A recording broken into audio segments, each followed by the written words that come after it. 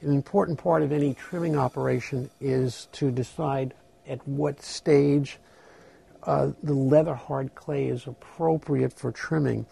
If you trim the clay and try to work with the clay when it's still too wet, you'll deform the piece, and of course the lid will not fit.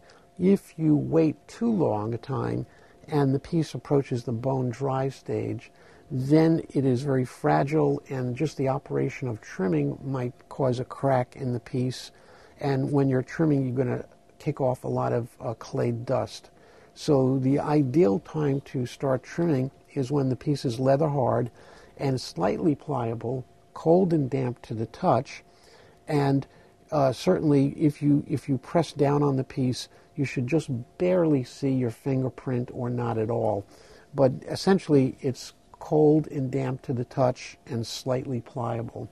With the potter's fettling knife, you can get the wheel going at a slow speed, and with the blade touching the bat completely, you'll pass it in at the 3 o'clock position. It's very important that the blade keep in constant contact with the bat. Otherwise, if it rides up, you'll cut the bottom out of the piece they're trying to get off.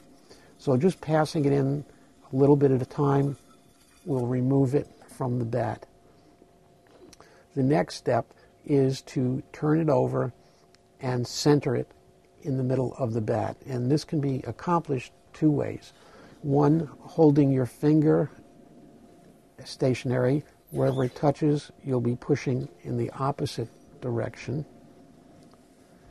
Or two, using the needle tool and holding it stationary over the piece, you'll be able to see if this side is low and this side is high. It has to be moved towards the low side. Those two methods will enable you to center the lid.